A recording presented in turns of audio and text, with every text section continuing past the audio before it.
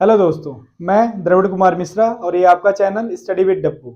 जैसा कि मैं आज क्लास 10th का इलेक्ट्रिसिटी चैप्टर का पार्ट 2 समझाने जा रहा हूं, जो है रेजिस्टेंस के बारे में। ठीक है, अभी हमने पढ़ा था कि रेजिस्टेंस, अभी हमने देखा था कि किस तरह से हमने पोटेंशियल डिफरेंस को रेजिस्टेंस से रिलेट किया था। अब हम देखेंगे कि ये जो रेजिस्टेंस होता है वो किस किस चीज पे डिपेंड करता है। तो factors on which resistance of a conductor depend, तो सबसे पहले होता है length of the conductor.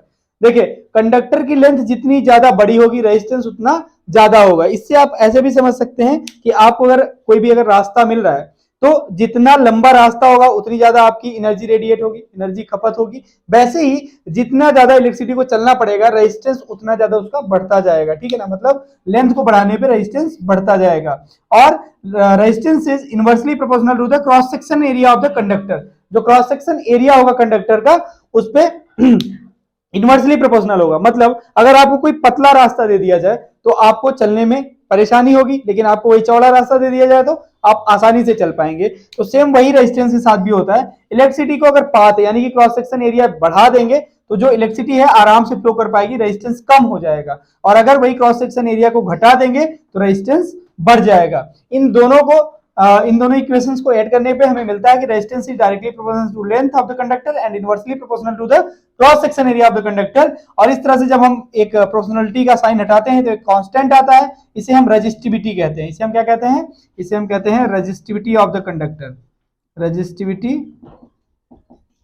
Of the conductor. हमने देखा था कि जो रेजिस्टेंस होता है वो लेंथ और क्रॉस सेक्शन एरिया पे डिपेंड करता है अगर टेम्परेचर को कांस्टेंट रखा जाए तो। ठीक है, लेकिन जो रेजिस्टिविटी होती है वो नेचर ऑफ द कंडक्टर पे डिपेंड करती है। जैसा मटेरियल होगा वैसा, sorry, nature of the material पे डिपेंड करता है। जैसा मटेरियल होगा वैसी रेजिस्टिविटी होगी। जैसे कोई कॉपर है तो उसकी रेजिस्टिविटी कम होती है। ठीक है, और वही अगर वुड या प्लास्टिक से रख देंगे तो उसकी जो रेजिस्टिविटी होगी वो ज्यादा हो जाएगी। ठीक है, ये भी अपोज करता है करंट को फ्लो करने से। अब हम आते हैं, थोड़ा सा देखते हैं रेजिस्टेंस के बारे में। तो रेजिस्टेंस हम किसी भी सर्किट में दो तरीके से लगा सकते हैं।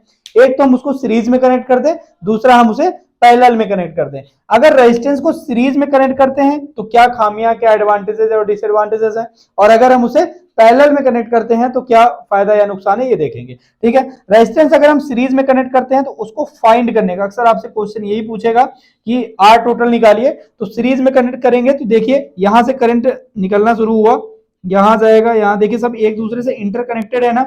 अगर एक की भी सप्लाई को काट दिया जाए तो बाकी तो दोनों अप्लायंसेस है वो भी जलना बंद हो जाएंगे, वर्क करना बंद कर देंगे। ठीक है, तो ये इसकी खामियां होती हैं। ठीक है, कि कोई अगर एक रेजिस्टेंस, अगर यहां से एक रेजिस्टेंस का सर्किट ब्रेक हो जाता है तो बाकी के भी जो अप्लायंसेस है वो जलना बंद हो जाएंगे। मान लीजिए आपने बल्ब लगा दिया, बल्ब का कोई भी फिलामेंट वगैरह टूट गया तो बाकी आप हीटर या फैन जो भी लगाए हैं उससे तो वो भी जलना बंद हो जाएगा। ठीक है, इसके अलावा जो इसका आर टोटल होता है ना वो इंडिविजुअल रेजिस्टेंस से ज्यादा होता है। तो मतलब इसमें रेजिस्टेंस ऑटोमेटिक ज्यादा हो जाएगा अगर अप्लायंसेस को आप सीरीज में कनेक्ट करेंगे तो।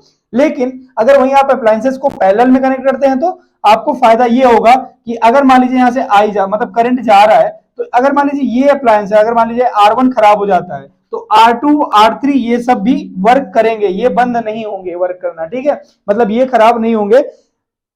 और दूसरा ये उसका फायदा होता है कि जो आर टोटल होता है वो इंडिविजुअल रेजिस्टेंस से कम होता है, यानी कि कुल मिला के इसमें आपको इलेक्ट्रिसिटी की भी खपत कम होगी। ठीक है, अब आगे का पार्ट नेक्स्ट वीडियो में।